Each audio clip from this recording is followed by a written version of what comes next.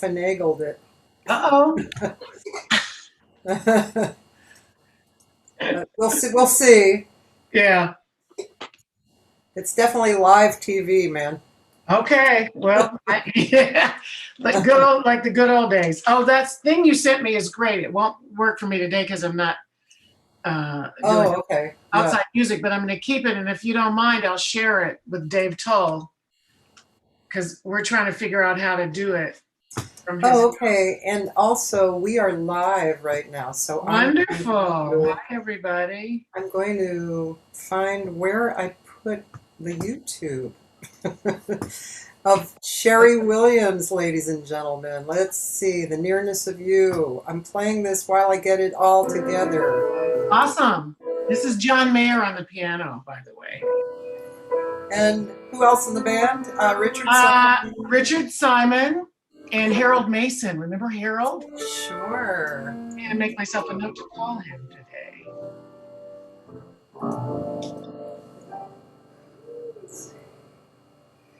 It's not the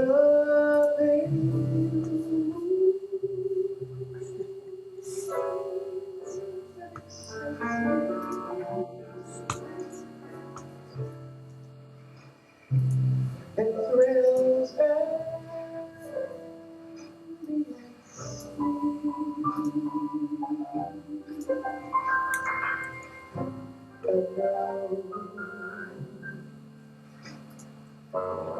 it's just the nearness of you.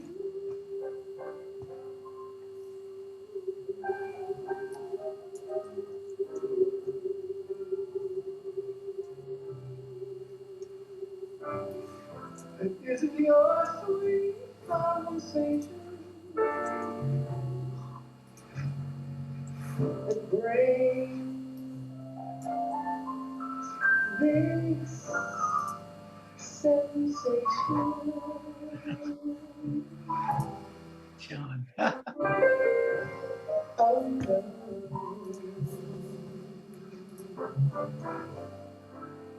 It's just the nearness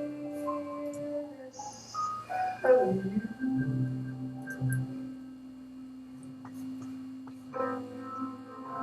When you're in my arms,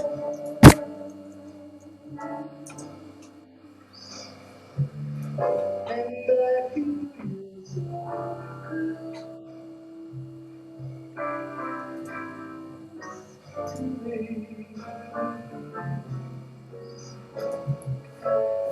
For my wild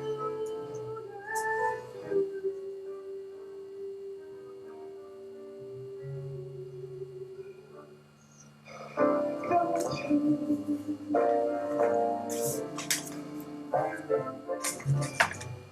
I need no soft lights to enchant me.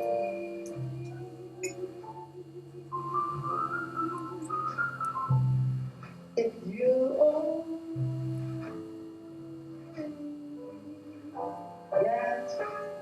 get me a while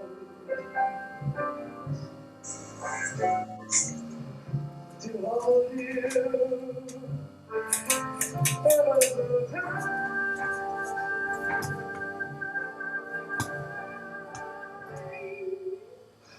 and to feel in the night.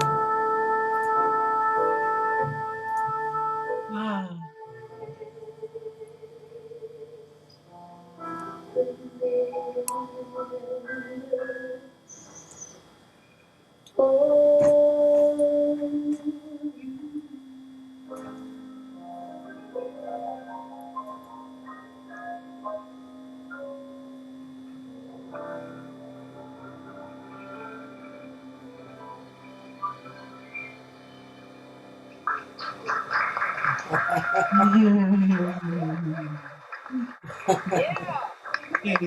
He's the best. Oh my goodness. Beautiful. Yeah. Thank you. He is just so great. All three of them. They have such taste. Yeah. You know, he's masterful. That's fun. Yeah. We're so spoiled. We aren't we? Yeah, I swear. You get to work with guys like that. Oh man. Well, okay, now I have to give you a proper introduction. Oh, okay.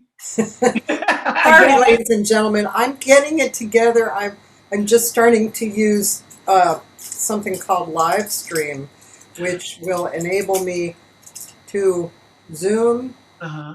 uh, to YouTube and Facebook at the same time. Wow. Um, and I'm doing that because All About Jazz wants to stream these Facebook hangs that I've been doing. Excellent. So this is the this is the next step. I'm telling you, Sherry. I know. I'm trying to figure it out too. I'll be glad to help you with anything. Good, good. Um, Yeah. but ladies and gentlemen, this is Sherry Williams. Sherry Williams is okay. Sorry, you're gonna be blushing for a Oh minute. Okay. gosh. Well, okay. Okay. So first of all, Sherry Williams is a really beautiful human being. That's the first one. And, yes, you are. And I just love you, and you know that. And, Yeah, it's definitely known each other for I'll go into that story too. But we've known each other since probably the early '80s or late '70s, something like that. Or I've known you. okay. So yeah, and she also is a major curator, and she has been curating a wonderful jazz series in Temecula, and we'll talk about that. But how long has that been?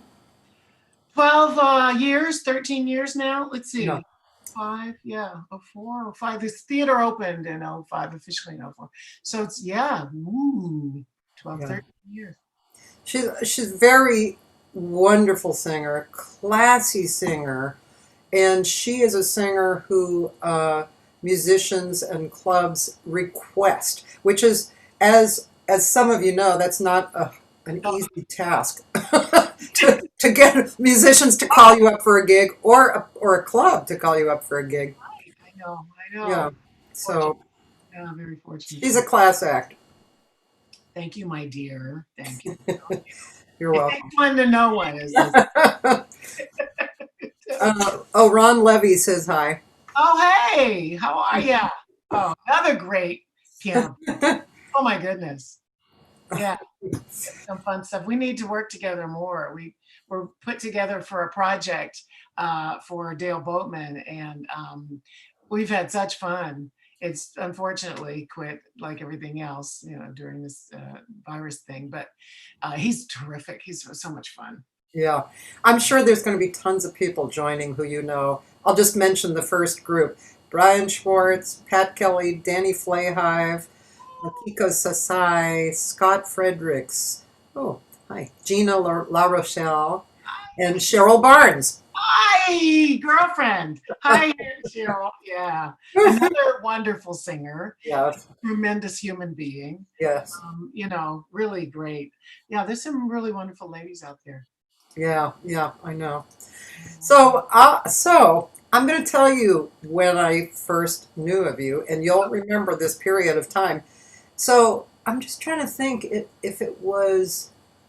It might have been the late '70s. I came here in '75, '76, and during those years, you were one of the main singers working Mm. at any classy club with any classy group, and you were seriously, you were kind of my mentor at that time. It was like I totally looked up to you. Your singing was so beautiful. I remember one gig where I followed you and you had left some music there, and I was like, oh my god, it's Sherry Williams music. That happens to me sometimes. You're like, oh, here's a. I love That's funny. Well, those were really wonderful years in Los Angeles, the mid '70s, because I remember doing the Smokehouse a lot, and I followed. It wasn't Pinky Winters. It was. Oh dear, what's Ruth? No, Ruth Olay. Was it Ruth? Could have been Ruth Olay because she Yeah, was around at that time. Okay, one of the older girls then, Yeah. was kind of a mentor, and I thought, whoa. There was the smokeout. There were classy places to work, and you could have a trio, and you could kind of do what you wanted. Some of them were even listening rooms, a Yeah. few of them. So, Yeah. but people were more into the music. That was Lunaria, and Yeah, this club that I followed you at, it was, I want to say it was on the west side, like kind of close on the side, like near McCabe's. Was there a club near McCabe's? yes, there were several. There was Yeah. one, there was La Dame en Bleu. The Uh-huh. place that lasted about 10 minutes. The piano was so horrible, nobody would play it. But Right. that, and then there was one down farther on Wilshire. There was a nice big room. And by McCabe's, there was another one. Yes, I can't remember the name of it. It was Hungry Tiger, but that was fun. I'll think of it, give You me know, I was talking to Paul Krybick. another Paul thing. Krybick, drummer and humorist Yes, extraordinaire.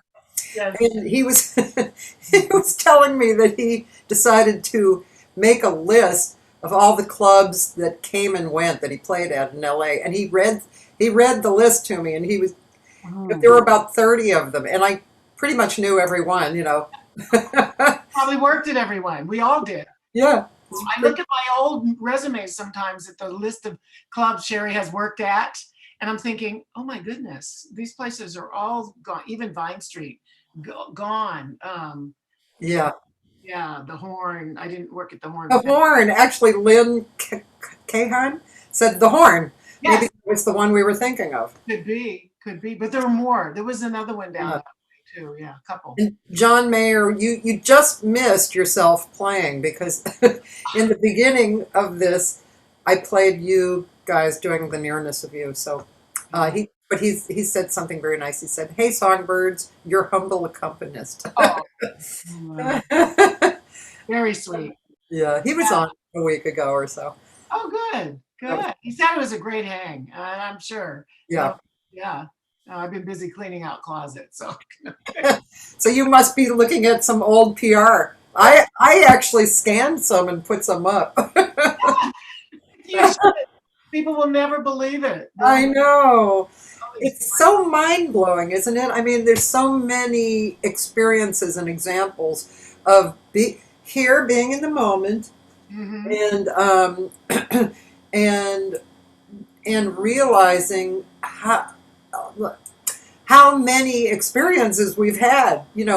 Oh, I mean, I know. it's It's mind kind boggling. of mind blowing. Yeah, It really is. And we're really fortunate because we were in a pool of talent that was just so tremendous. yeah, And we were just hopping from place to place, working with all these fantastic musicians and all these clubs they'd opened. We'd get them, then they'd close. And then LA used to be wonderful, besides Dante's and the Baked Potato. yeah. The Valley scene and Cafe Soleil, but in the early days, the Blah Blah Cafe, before we used to go and sit in the Blah Blah. Remember the Blah Blah Cafe? Absolutely. Okay. Al Jarreau. I know. We used to go sit in the audience and watch Al, and then, of course, after we're regular, and sing the background to all of his songs. He and Larry Carlton, I think. And we would just sit back there and just sing all the Sweet Potato Pie, all these old songs of his. Oh, I miss him. Oh, man. Yeah.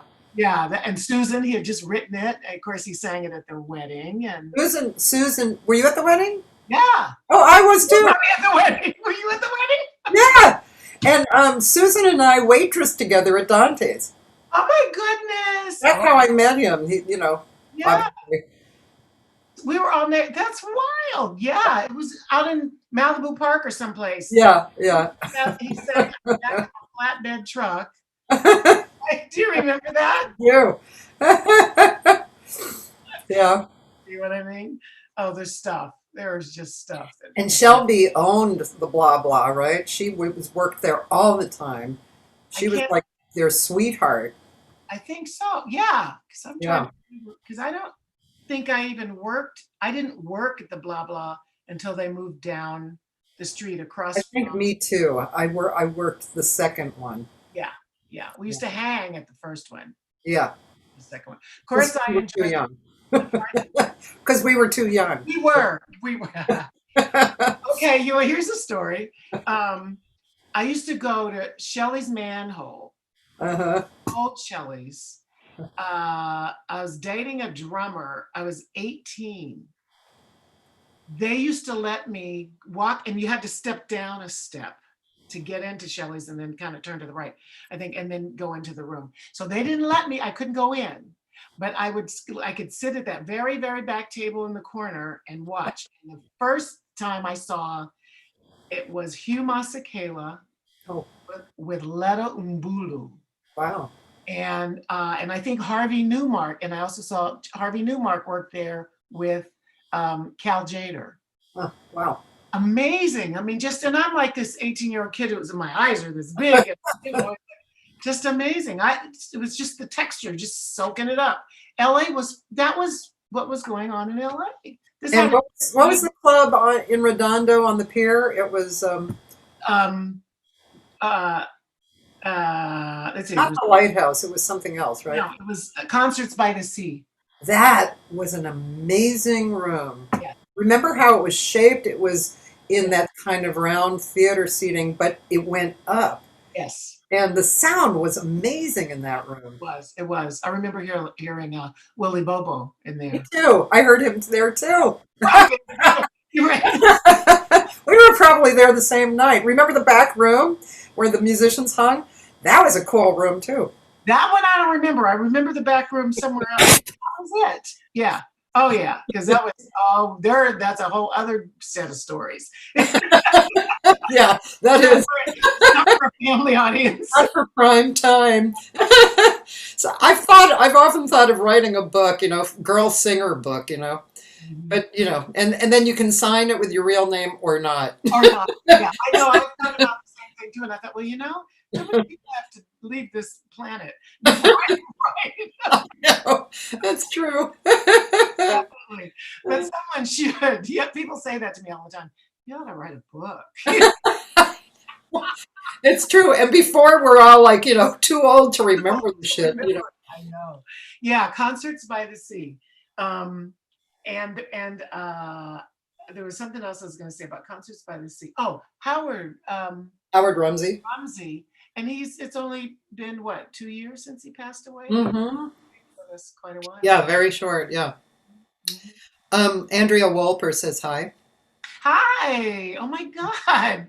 I saw her and Ken play last week, and man, it was so good.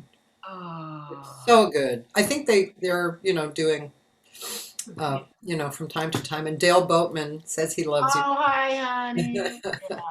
I just did his place with Luther and John Mayer. Oh, cool. Hey, Cher. So, yes.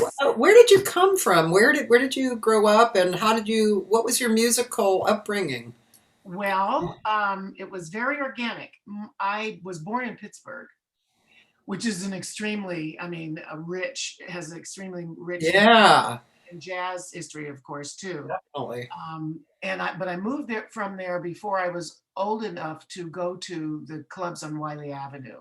Okay. My dad used to tell me about him, and I didn't realize because Sweets was from there. There are a lot of guys from Pittsburgh. Isn't John Hurd from Pittsburgh? I think so. Yeah. I think so. I haven't seen him in ages. Tell him hello for me.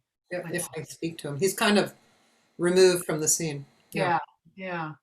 But so my father he had a business, and his dad had a business, but my father was in the Army. Okay. And he fought in Korea, or didn't fight because he played in the Army band. Right. And the Army was still pretty segregated at that time. So the band that he played in, you imagine, was probably a kick-ass band because it was all the black guys. Yeah. Right. And then, all the guys were friends. That was the one place where everybody was just like, they didn't care. Yeah. But they didn't fight together and stuff. And so anyway, because I'd seen a picture of the band. Well, he played trombone. I don't think he was good enough to play professionally, or didn't in those days. It's very hard to make a living at it. but he was really into the music. He's the one that really instilled the music in me because he played it, his records collection, and he fooled around with his. I always say he used to walk around the house blowing on his trumpet mouthpiece. He was carried around, and then his mother played piano, and my mother sang. So there was always music in the house, and there was always jazz in the house. And I started piano lessons at age 6. Oh. So I only took them until I was 16, but it gave me a foundation anyway. Yeah. So it was always the texture. It was always the background music for me. And so when we moved to California, I studied regular stuff, but we had music in the schools then. I'm really a product of music in the schools. We had an orchestra in Pittsburgh. We had an orchestra in the 6th grade. Yeah. In the orchestra. Yeah. And who does that? They don't, they don't do that now. We had a choir. And so when we moved here, then of course, whatever musical classes were available, I took them. But not before I saw one thing I always wanted to mention is I saw the Pittsburgh Symphony when I was about in the 3rd grade, I think. And that was the hook. I could feel it. I was like the character that's in the big chair. No. So when we moved here, then of course, whatever music. Oh, sorry, keep going. That's okay. So the chair that we have, the chair that what's her name is the what's her name character. She sits in this big rocking chair and she's about this big. Yeah. Anyway, I felt like a little girl. Yeah. What's her name? Her name is. Yeah, comedian. Yeah. Anyway, I know who you're talking about. Thank you. I felt just like her, and I felt it was like a fish hook that just tugged my heart. That was it. That was it. That was my life changed. Yeah. I knew I had to do music, and I didn't really realize it then, but I had to. So anyway, I just kept doing music and studying it, and I got a scholarship to UCLA to study music, and I only went 1 year because I kept getting gigs. Oh. Yes. So while everybody else that I work with has like a doctorate in music or whatever, or has been teaching, I never finished my college music education. But I got to work with every great musician of the time, and that's an education. It was. That was a great education. That's what you do, and I think of the people who before us who couldn't go to school, didn't have the choice. Yeah. With the musicians, how they learned from each other. Interestingly enough, I brought this out to show you because my husband collects records, right? He has like 10,000 records. So every now and then I'll look through them and I'll see something that's interesting. And today I was kind of, doing a little bit of exercise, and I took this record out to listen to it. So this is I don't know if this is backwards, but this is it's not backwards. It's Tony Harper. Are you familiar with her? No, I remember the name. I just don't remember what she sounds like. Okay, so I kind of vaguely remembered the name of Tony Harper. So this record is called Lady Lonely, and it's arranged and conducted by Marty Page. Oh, wow. Okay. And is it Page or Page? Page, I think, isn't it? Right. Yeah, I think it's Page. Anyway, One of the guys will tell us. The foreword is written by Johnny Green. Oh my goodness. And this record, this is an interesting record. Let's see. So Hal Levy had a songwriting class at UCLA, and he took I think it's 13 songs of his students, and they made a full orchestral arrangement and everything of this. And she was one of the students. It says, once a child star washed up at 12, she returns now at 22. She sounds so good. I wish I could play this, online. I figured it out. Yeah. But I'm gonna somehow play it online. But this is really beautiful, and it's one of those things that you just don't. I don't know. There's so much to know about, Mhm. And Yeah, there is. Tony. yes, and these songs, some of these songs you and I would like to sing. Mhm. Yeah. Um, by the way, it's Edith Ann, Lily Tomlin. Edith, yes, Edith Ann, that's right, Edith Thank you, everybody. Ann. Thank you, Lily Tomlin. Yeah. Mon David is on. He's Oh, I love him. telling his love of the Merc, which is the place where Sherry curates. Yeah. And thank you for allowing jazz to happen in that beautiful venue. Oh, And yeah, nice. Pleasure for sure. I mean, you have to give back some way. You've got to. It just thing every love everything expands on itself. And when you get to a point where you're thinking, "What's okay? So what can I do? How can I make some lemonade here? Or yeah, what can I offer?" And I am so grateful that I've been able to do this. yeah. It's just an amazing thing because there was no there was one place that had a trio of all these guys who were all in their 80s. I Up in, don't. you mean in Temecula? Yes, and Yeah, playing at the golf course bar. yeah. Um, and I heard him play, and I went and introduced myself and sat in with them, and they went, "Oh my goodness!" So, of course, they eventually faded out, and that was the first place I did jazz in Temecula. Was at that little golf course, and it used to be packed. Me, Harvey, not me. Either Marshall Hawkins or Jim DiGiulio. They shared the gig, Yeah. and Harold Mason. Every Thursday, packed it. So I knew there was an audience there. There were a lot of retired I people. kind of remember that happening. Yeah. What a great band. Couldn't get anybody good. Yeah. Yeah. Wow. I got to know Marshall, because I worked at Idlewild for a year. Yeah. How'd you like that? Yeah, I loved going there. It was wonderful, amazing. It's a really amazing place to be. And Marshall was cool, and Paul Carmen, Yeah. Yeah. and teaching the kids was fun. Yeah. Um, I decided not to do it because I was gone like 3 days of every week, and it just felt like I was on the road. So Oh yeah. I You turned were. it over to Cecily Gardner. But it was really fun. It was a great gig. By the way, I'm sorry to interrupt this. Want to talk more about the Merc, but I was just going to tell you the reason why I brought up Toni Morrison, and I'm trying to find where all my windows open are. But I mean Tony Harper, not Toni Morrison. I call it. I love Toni Morrison too. Hi, me too. So Toni Harper. I wanted to tell you, which was really interesting. Toni Harper, let me get to Wikipedia or whatever. Oh, here we go. Toni Harper. So, okay, so check this out. She was born in 37. What? Yeah, 1937, and she was cast as a dancer. She learned dance under Maceo Anderson, and she she was cast as a dancer at the Wilshire Ebell in 45. Really? So the math is she was 8. Right. She later went on to perform on stage with Herb Jeffries and Cab Calloway. It's Ah. been good.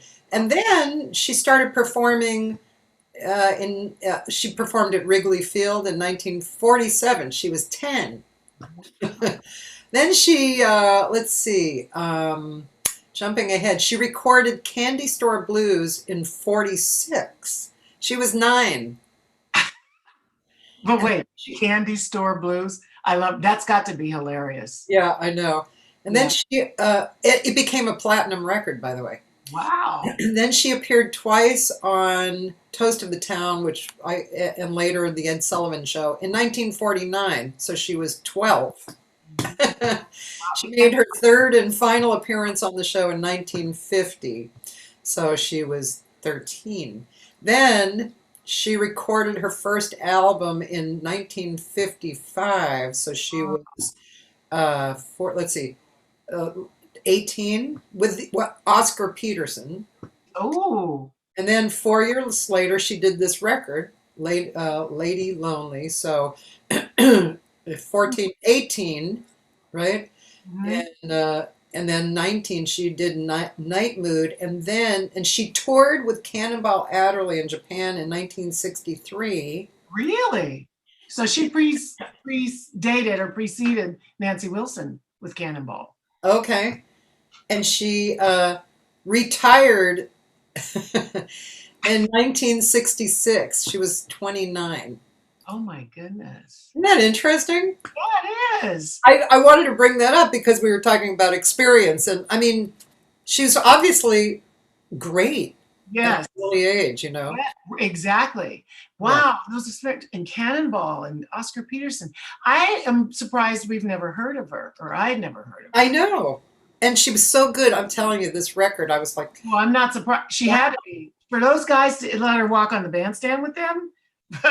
and a full orchestra. Yeah, yes. No, that's amazing. Yeah. This Wow. is really her record, you know, featuring her, but it was all the songs of the UCLA class.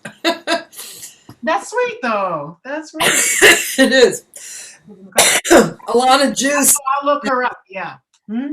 Alana Juice is on. Oh my goodness, tell her hello. Speaking of orchestras, she I'm not sure what exactly the time manages, curates, and runs the Temecula Symphony Orchestra. Alana Juice does? Mm-hmm. And I worked with her Wow. last year. Amazing. That woman has more energy. Oh my goodness. There's a lot of really cool people in Temecula. Yeah. Yeah. So she asked me to sing with them, and I did some of the jazz things. And that orchestra is made up of some professionals and some non-professionals, mixture of community. It's a community orchestra. So and they have an amazing conductor. And I gave them, trying to think of Costa, what's his last name? Tony Constanza. Alana will tell us. Maestro Constanza. He had them rehearse. I gave them like in a really tough arrangement. I had a caravan. I have a full orchestra arrangement, caravan, and then some Ellington things we were doing. So, and they were wonderful. It was so much fun. So much fun. Yeah, that's great. Hey, Alana. Yeah, too bad we're not going to get to do Christmas stuff this year. I don't think so. Yeah. Yeah, the orchestra's too hard to have an orchestra rehearsal. Too many people too close together. Yeah. Yeah. Yeah. Okay, so we moved to college, right? Oh yeah, we moved. Yes, we went. Yeah, I grew up. So after 10, I came to LA. I mean, came to California, went to junior high school and high school there, went to LA to go to UCLA. But after the first year, I had worked between high school and college, my first professional gig. So I kept getting calls from people that I had worked with. So I went 1 year and then I started gigging. And that's probably when, during that time in LA when there were so many clubs and things, because it was 69, 70, and there was a lot of places to work. And I was touring, actually. I was doing variety. I was working with Johnnie Ray. Remember Johnnie Ray? Yeah. I worked with Johnnie Ray and Debbie Reynolds. And so we did. So Debbie Reynolds, you were a backup singer, or what were you with Debbie? Yeah. Backup singers and dancers. Am I off, or did you work in that all-American group with Mike Campbell and? Yeah, and I think we were like ships passing in the night. It was the Young Americans, and I did that while I was in high school. Oh, okay. And during those years also, even in Vegas, groups were really popular. There was the Young Americans. I think Mike Campbell is in the New Establishment.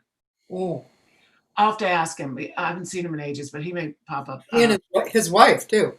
Yeah, okay. So I think they were in the New Establishment, or they were in the Doodletown Pipers. Oh, yeah.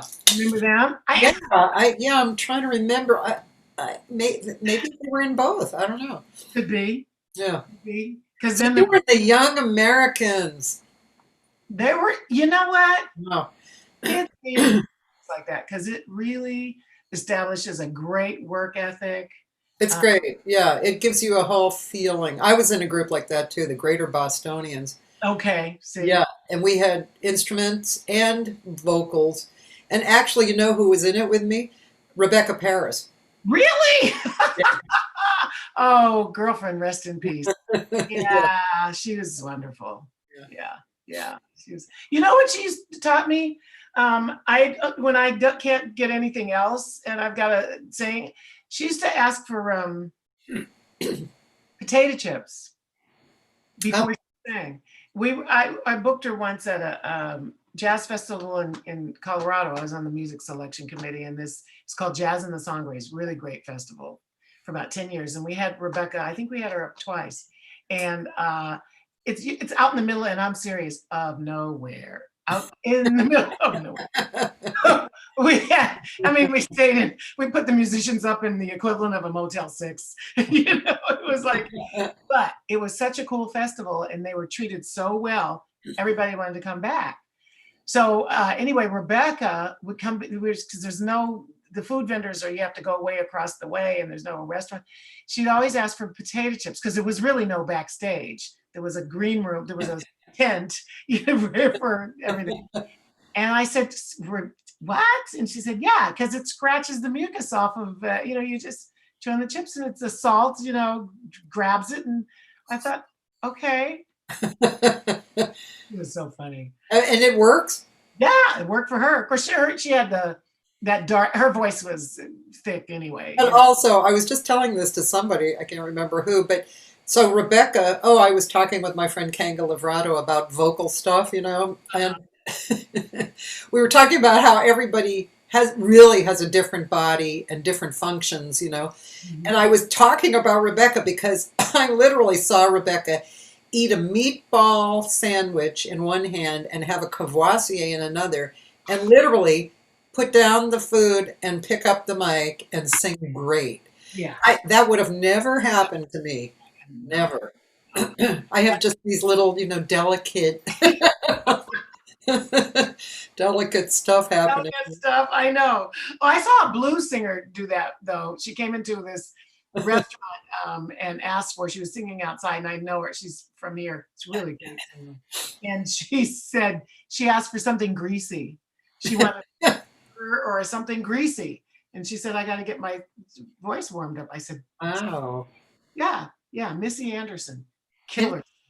Yeah, greasy. So I don't know. Maybe Rebecca was onto something. Yeah, you and I have been like babying ourselves. Yeah, exactly. Maybe that's the wrong thing to do. Yeah, I know. What can I say? So, I always had this. I had this image of you as when I first heard you. I had come from my older sisters. They were twins, and we all grew up singing. Mm-hmm. And my dad was a sax player. My mother was a singer, and the music at that time was very like Henry Mancini, and it was the really good writers. I guess it was considered, pop in the old style of pop, and so that's where I always thought you were coming from. For me, it was like, and you were a jazz singer, but you had the same quality, which I feel was really high quality music. It had everything. It had smart in the music and the lyrics. It was smart. It was great lyrics. It was, quality, and that's what. Again, don't blush too much, but that's what I thought of you. It's like, oh man, that's why I was so enamored. But you know what? All that is background, because consider all of us sing. It depends on what the texture of our lives has been. We sing based on what we've heard before and learned. And I wasn't allowed to listen to rock and roll till I was in high school. And I took piano lessons, which meant classical. And then my mother sang in church, and it was a hymns and anthems kind of, church. But then growing up in Variety, you hear all these great arrangers. They were all writing for the ladies in Vegas. Yeah. So it, like you say, smart writing, smart music, beautiful textures. The music was wonderful. So you couldn't help but learn it. But you're right. I came from Variety, but my early life texture was jazz. So, and the classical just made it stronger because all those dissonances and things, it just made sense to me. I thought that was normal, So, and then the pop thing, just the traditional pop thing just added like maybe a level of sophistication to it of Silk, because you had to produce a sound that sounded good. Otherwise, you weren't going to get anywhere. You Yeah. know, we weren't allowed, screaming or the rock and roll thing or anything. It wasn't going to cut it if you wanted to get the road gigs Yeah. or session gigs or whatever. Yeah. Yeah. Sound. So I guess the combination of it, we're all a blend of everything that we've done Yeah. in our whole life. So Yeah. that's what happened to me. And I Yeah. still love that because I like well-written music. Yeah. It's just, there's no substitute for it. And like you say, smart lyrics that mean something that you can actually tell somebody a story. Otherwise, what's the point? Yeah. Yeah, but thank you. And it's not my fault. Okay, if you say so. Well, I had Shelley Berg on the other day, and I didn't realize how much he loves lyrics. He and I were quoting lyrics together, and when he played a ballad, he played Some Other Time, it was like listening to a good singer, because his phrasing was just like what you and I would do. It was. He's in love with the Great American Songbook. He's smart. I heard that. I heard part of it, and then I had to go do something. Yeah. He reminds me of, and it was so sensitive, and I love it. And I was going, oh well, I was just, when he was playing, I was like, oh well, some other time. Freddie Cole told me a story once. He said that he was on the road with, I forget who was playing guitar for him at the time. And he played a song, don't remember what that was either, but he said he turned to, they were talking, because we were talking about lyrics, actually, Freddie and I.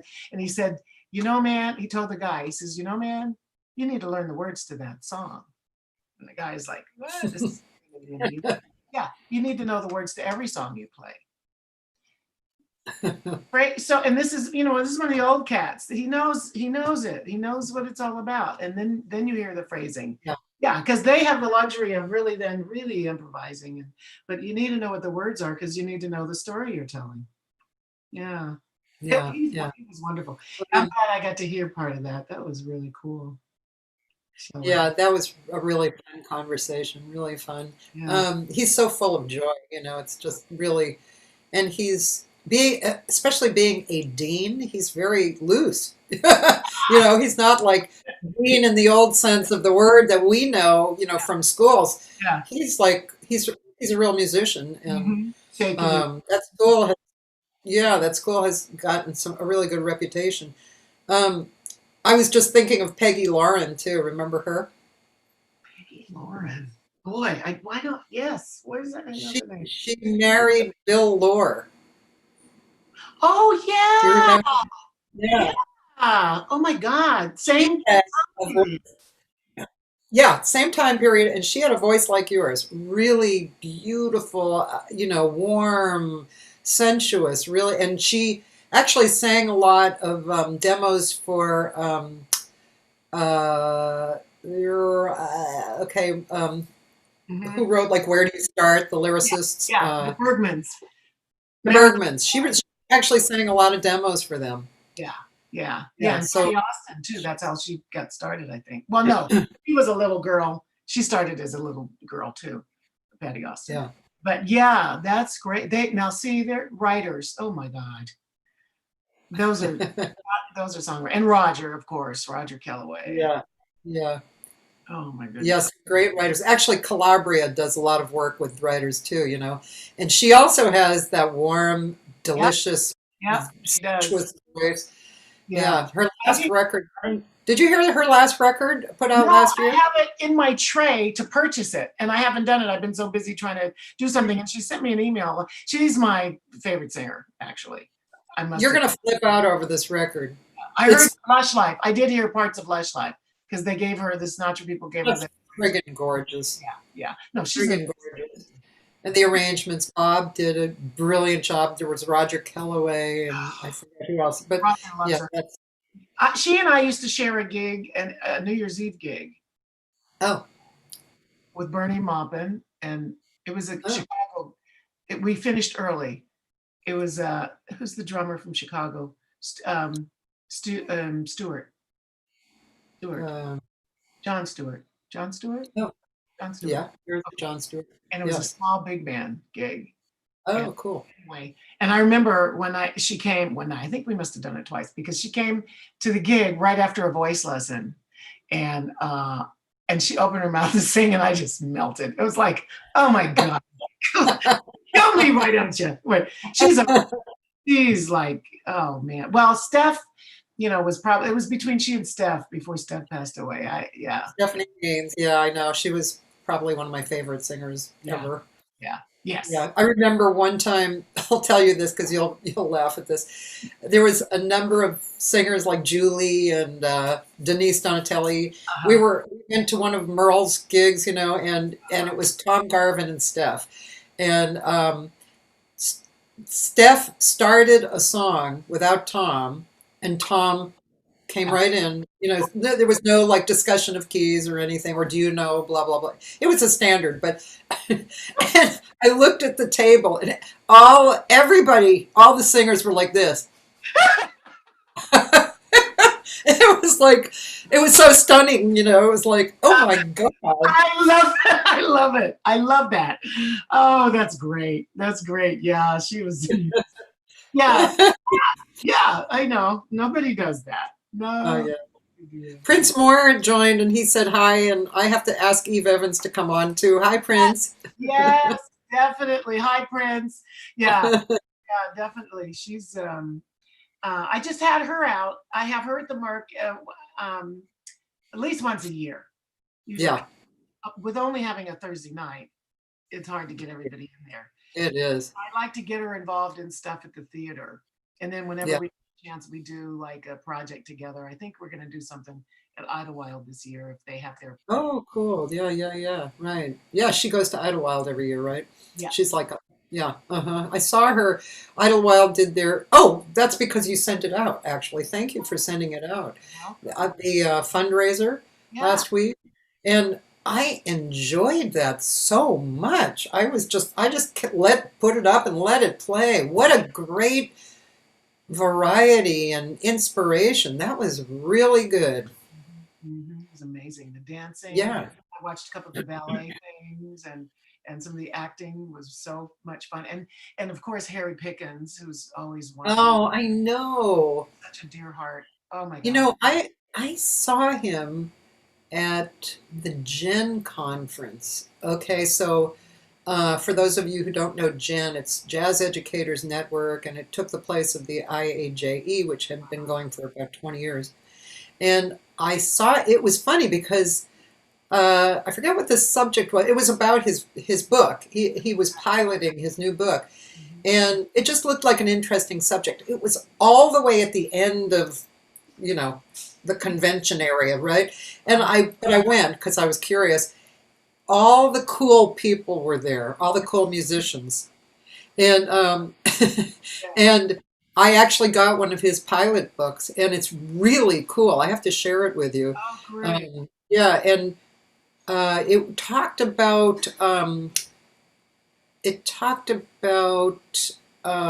God, am I going to be smart enough to say it? About the mind and what makes you do things, and how you can make enable yourself to do things by restructuring your thinking. Synapses. There was something actually scientific about it. Yes, creating new synapses, and yeah, It was great, man. Harry Pickens. So smart. I mean, so smart. He's so smart. Yeah. And it's a perfect How do combination. you know him? I know him from Idlewild, from seeing him perform there. And then we met, and somehow either someone put us together to play and sing together, or something. And he used to come to Mexico with me to do the Rancho La Puerta gig, which is a wonderful. That's a wonderful gig. Yeah, you go and you spend a week, and with you and your accompanist, and you get a week free, and so do they, and all of the classes and whatever, and then you pay for all the spa stuff. But it's a fantastic gig. It's an exchange. Yeah. So Wow. yeah, but I know him from Idlewild, from the Idlewild family. Put it that way. Yeah. Yeah. I've met a lot of people up there, but he's the perfect. He's the combination of an extremely agile and creative, and searching, hungry mind, Yeah. with a huge heart. He's like that combination of person. He's always learning and always searching to learn something new and always sharing it. And when you make music with him, his heart just opens up. It's so much fun. I mean, he's an amazing person. He really is a truly amazing human being. I mean, you can learn so much from him just having coffee, right? Just for 5 minutes, right? Oh, maybe I have to invite him to be on too. Oh, please. So many people. I decided to just ask a whole bunch of people, so now I'm into July already. Oh, listen, doing the Merc, I was into November before the virus hit. So I just, welcome to my world. That's good. Oh, That's plan ahead, and then then it's easy to make changes if you need. Yeah. Thank you, by the way, because Sally Stevens was supposed to be on today, and you were next week, and she got pink eye or something, and so she, it's kind of a painful thing, and you can't wear makeup. I know. God forbid, I haven't worn makeup. I wore a little tiny bit today since March. I mean, I just. A lot of us haven't, yeah. It's so nice not to. I know somebody who just hasn't taken off a baseball hat, a woman, just like, that's it. Oh, yeah. I know. I'm not doing my hair. No. My girlfriend's going white. I started, and then I thought, no, this really doesn't look good. So I found it's too dark. I have to get used to trying different colors, but I don't think so. I'll do it myself. But I don't much white, Let's play another thing of you, another YouTube of you, okay? Okay. You mentioned the one with Bradley.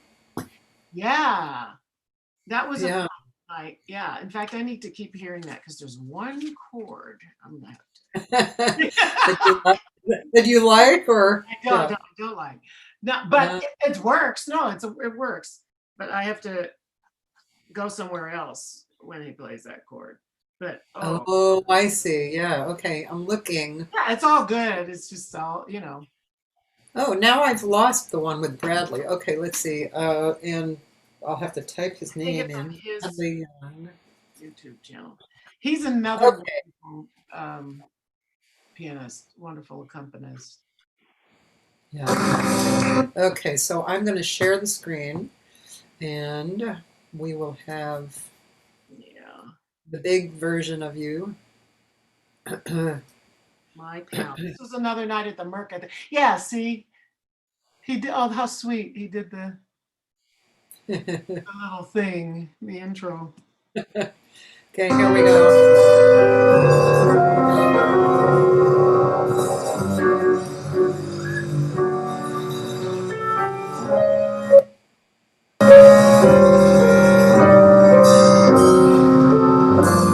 What a band! Yeah.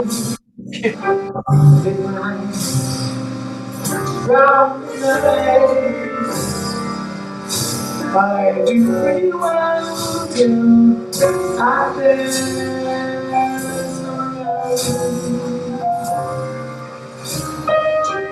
so tired, I'm feeling sad.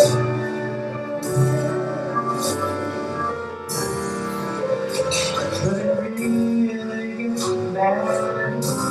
Relative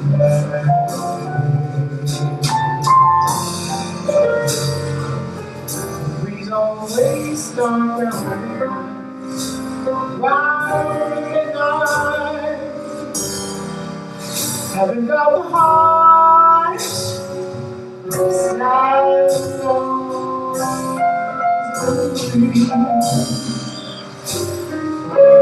when my heart is still with you.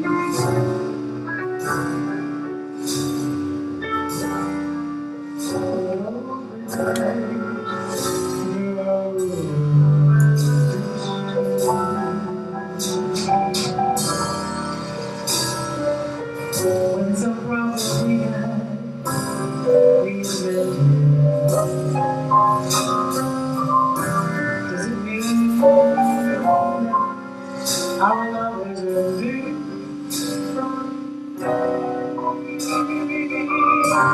darling, I need you. Lately, I find you're out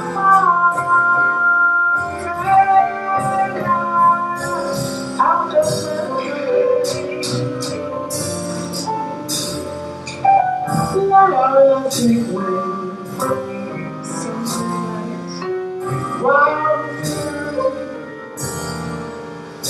the angels sing your return.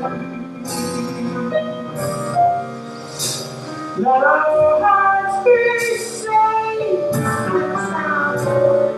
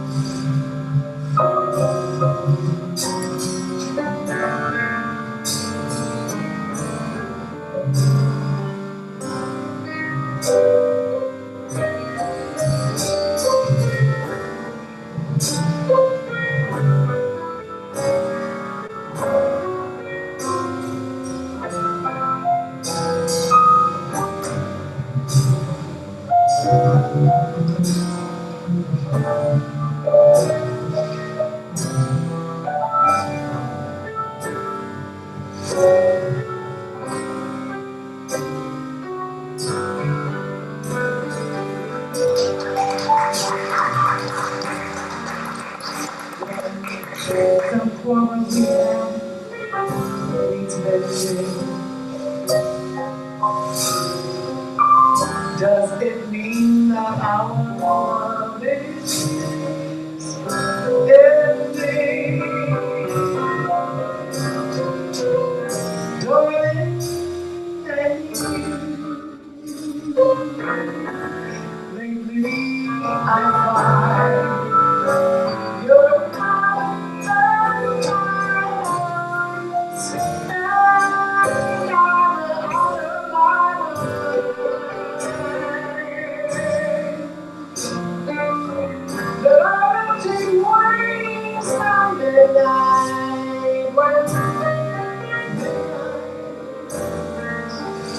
let the angels sing for your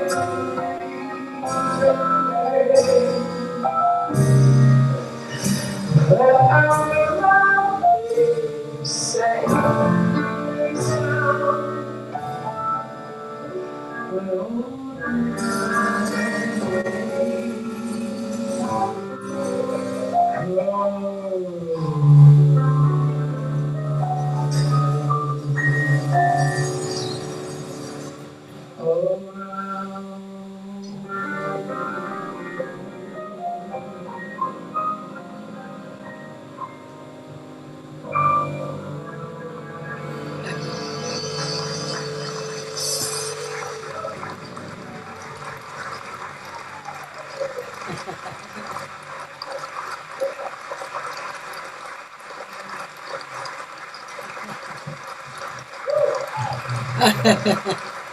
Yeah. Oh my God. Oh, yeah, man. Yeah. Yeah. Oh yeah, they liked it. John B, man, that solo is just so sweet. Oh, yeah. John B is like, and he's such a great person. You Yeah. know, everything. Yeah. Was that Gerald Ballard on the drums, or I think so. who I was? was trying to remember his name because he'd never worked there before. And Bradley, um, brought him, and yeah. I love Gerald Ballard, and talk about a nice person. He is such a nice person, and he's really a sensitive drummer. You know. Gerald Ballard. I'm going to ask Bradley if that's who that was. Yeah, I'm pretty sure that was him. I mean, I wasn't sure if that was somebody that looked like Gerald or Jerrell. Gerald. Yeah, that sounds right. That sounds Yeah. right. Yeah. Yeah.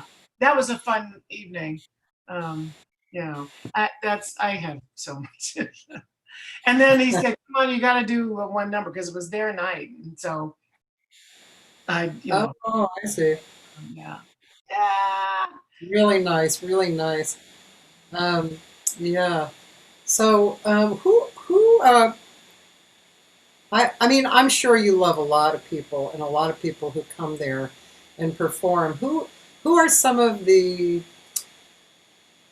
for you personally, who are some of the most enjoyable people who come and play?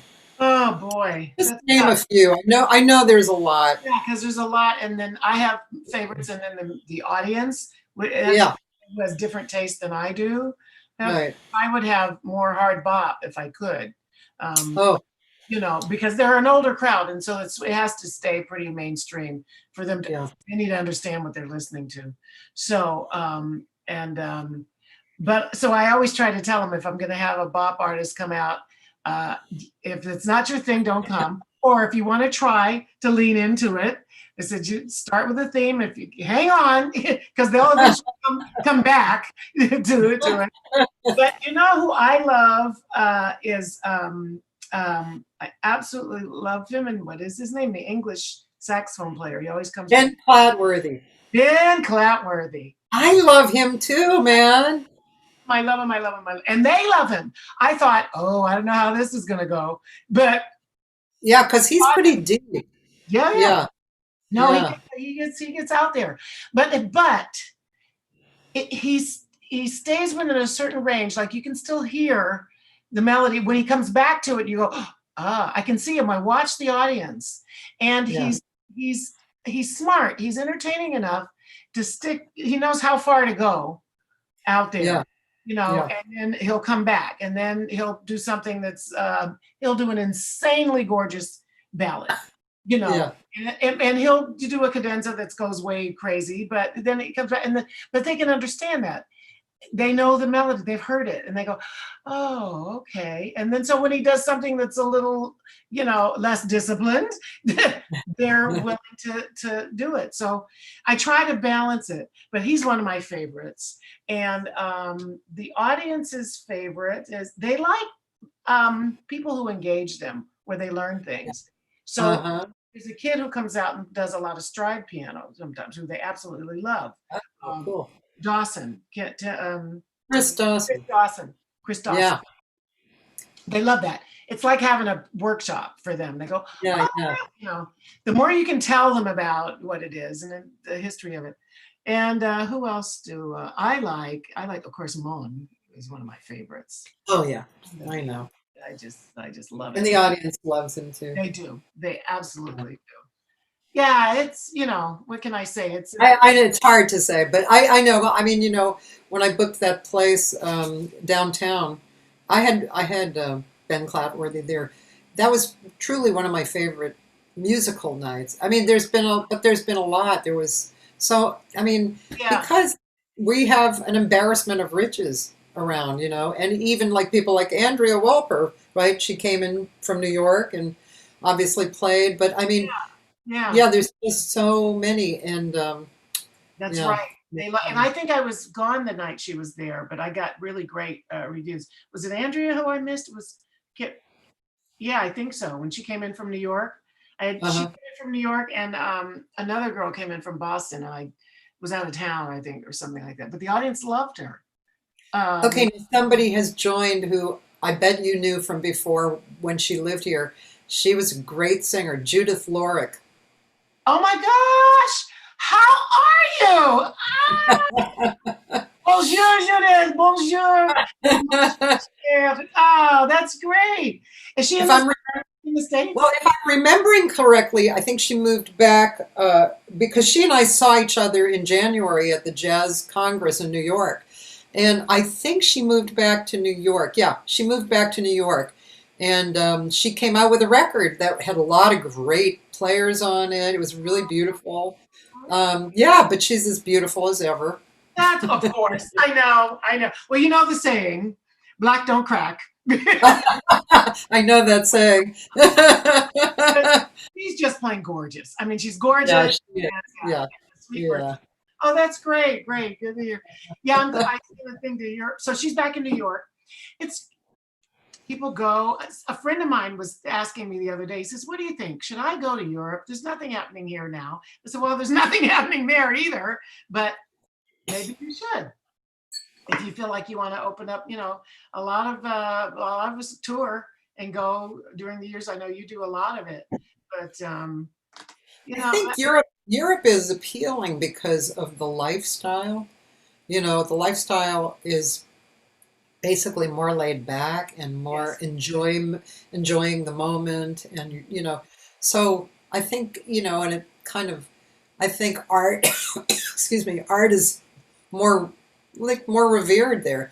So if you aren't married to this, to being here, and you want that kind of experience, I think Europe can give you those things. yeah, I agree. It's funny, and I didn't say that to him, and I should have. But you're absolutely right, because that is what's so appealing. I was in Prague and not working, but vacationing, and oh, yeah, well, I've been there working and vacationing, but I think this particular time I was noticing I was really had time to just kind of roam around town and poke my head into different places.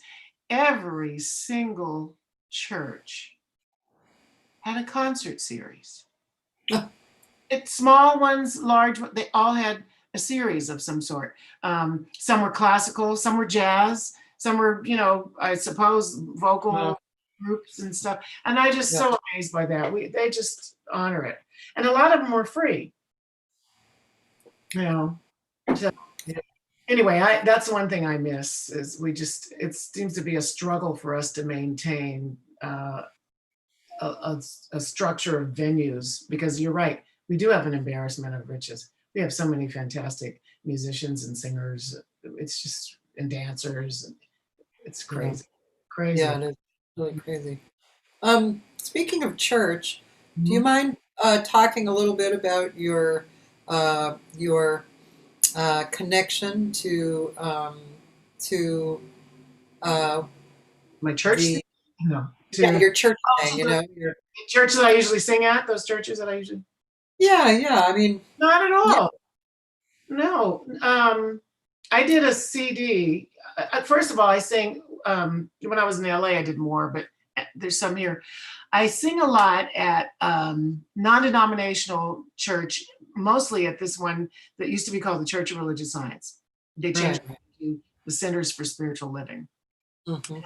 I used to go to this one in Hollywood. In fact, a lot of in the 70s, I think I discovered it, and they would ask me to sing, and their musical liturgy is very secular. There's a lot of sacred music in it, but very secular. So when they ask you to sing at one of these churches, generally, depending on the musical director, Andy Howe is the one in Redondo right now, but you can sing pretty much what you want as long as the lyrics are appropriate and Right. positive and uplifting. So for me, that was great because a lot of the pop music at the time was just the Bergman stuff.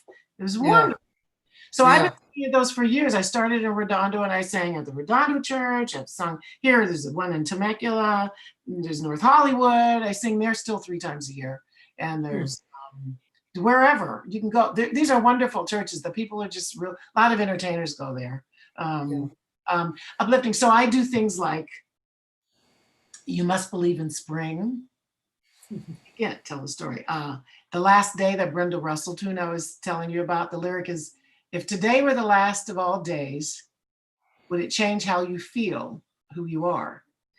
Would you rise for a moment above all your fears, become one with the moon and the stars? and Wow. then the chorus goes on. Yeah, stuff like that. I mean, to be able to sing that kind of music is a blessing. Yeah. Really. Yeah. So I love Yeah. it. Yeah, I haven't done it in a little while. It was scheduled for April someplace. But yeah, I've Yeah. been going there for years. I started actually going to the church in the 70s, and Uh-huh. get a chance to go to church. That's usually where I go. Yeah. Yeah. Yeah. Yeah, I've done a few of them too. I did for a while. I was working with Karen Hammock and Jody Siegel. It was Jody's. She was the musical director, and Karen was the piano player. And it was out, I don't know, Torrance or somewhere. And it was good. I really enjoyed the minister. She was very not boring, you know, Yeah, and exactly. it was Yeah. very positive, and Yeah. I loved Yeah. working with it. Yeah. Extremely positive. In fact, that's where I met Jody Siegel. Was at one of those. Yeah. Oh, okay. The one of the churches, I think it was the one in Redondo Beach, used to have two soloists every Sunday, and one would sing one song, and one would sing two songs. And I'm pretty sure that's where I met Jody. She plays guitar and sings, right? Too? Yeah, yeah, Yeah, yeah, great rock stuff and yeah, yeah. She's like Bonnie kind Raitt. of stuff. Yeah, Yeah, yes, yes. So she had some wonderful songs, and Harold Payne, but Karen was the musical director at one of the ones in Huntington Beach, and I was right. there with her. Yeah, really great, upbeat, very positive. What the world needs now, I got to tell you, really, is this attitude of, Absolutely. boy. I'm I have this recording on the shelf that I was going to get to later this year, fix up the vocals, Mhm. and it's two bands. You'll like these bands. So one band is Anthony Wilson, Josh Nelson, Edwin Livingston, and Lorca Hart. Oh, Lord, have mercy. And then the other band is Nick Mancini, Will Brahm, Steve Haas. Um, the bass player is from New Zealand. Oh my gosh, I forgot his name. And Carrie Frank. Oh my. Alex Bonham is the bass player. Oh, yes. So, Yeah, I was going to say, I know who you mean. You just yeah, named more people who I love, some of my favorites at the Merc, too. yeah, Definitely. Carrie yeah. and Nick. Oh, my God. Nick, I know Nick's very entertaining and He's great. great. Mhm. Anyway, You know, I'm so glad you did um, pretty good, Cathy. I know. And this, I got music like, you know, from the 60s, 70s, 80s, 90s, you know, some of my favorites. But I'm putting out a single. I decided to put out a single, and it's kind of in the works, probably be out by next week or the week after, of Inner City Blues. Really? Yeah, and it's cool. And the words are so appropriate. That's why I decided to do it, because it's like, oh, wow, I should put this out right now. You know, this is Inner City Blues. You wrote it, Inner City Blues? no Marvin Gaye makes me Oh, want to that holler. Inner City. Oh, Inner okay. I was City going to say. Blues. Okay, yes. Now I get it. Absolutely. Oh, yeah. Good for you. Yeah, but Yeah. yeah, those guys are, yeah, all of them are so talented. And you know, Nick moved, right? No, he was just at the Merc just before we closed. Uh, They moved very fast. They just quickly decided, like, you know, about a month ago or so. You know, he had a baby, yes, right? yes. Yeah. So they moved to Dan DeVilla. Where did they move to?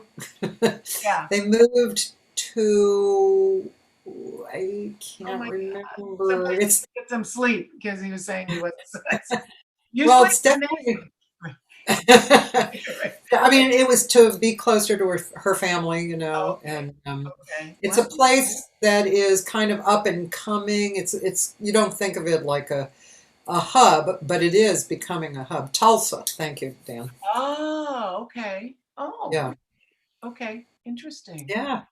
They Mhm. just like really quickly up and moved. Because first, on April 1st, he said he was moving, and it was a joke, you know. Yeah, you're right. April 1st, and then about 3 weeks later, they came. You know, he said, "We're moving to Tulsa," and I was like, "Is this still a joke or?" Right, yeah, right. Is it for real? Wow. Wow. Well, it's good, especially since they have a new baby, to be with Yeah, grandparents and get some help, and they could all kind of sequester together if that was going to be yeah, the shelter yeah, in place together or whatever. Oh, wow. yeah. Okay, Tulsa. Isn't that where the? Never mind. I was thinking. Oh yeah, yes. Actually, I wanted to briefly mention that. I was going to have Pat Kelly and Frank Potenza on June 19th, and then Pat made me aware. I hadn't really been following the news very well. Oh Made yeah, me aware that Juneteenth. that Trump. This was before yesterday. That Trump was going to be in Tulsa on June 19th, I like can't even. Juneteenth. And then I just was like, and Pat didn't want to be on because he's actually from there, and he just didn't want to.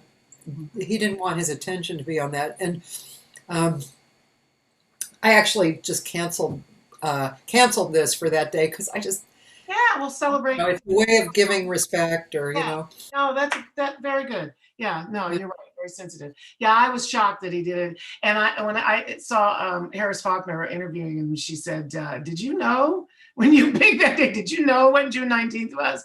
And he said, "No." And I actually, usually I don't believe a word that he says, but I actually believe when he said that he actually didn't know. And then I'm of course sure he he was did. stubborn and he wouldn't change it, but he probably got enough pressure that he Yeah, finally. Yeah, so I'm glad. and really, the day after isn't that great either, but it's better than the day of. Yeah, of course, of course. Yeah, and that's my birthday, so I'll have a really that acrid taste. The 20th is my birthday. So So, it is. I have you written right down there. oh my God, I love it. Yeah, that's and what can I say? I'm not celebrating anymore, I think. Or You're not. I'm celebrating that I'm not celebrating. I have to figure out a way because I would just as soon take a trip someplace and we can't do that. Yeah, So, yeah, yeah. I had Sheila Jordan and Jay Clayton on a few ooh, weeks ago, and Sheila is 91.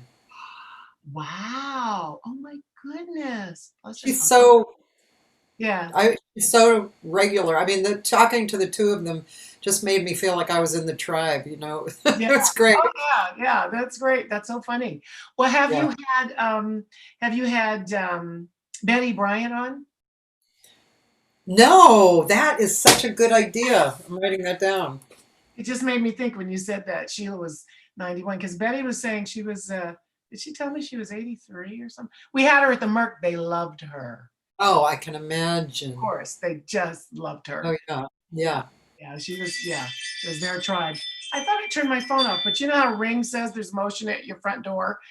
yes. That was so weird. Oh, I turned Yeah, it. there's actually, there's a few older singers still around. I mean, unfortunately, we lost Bill Henderson not Oh, too long ago, but he was better than ever at the end. yes, he was.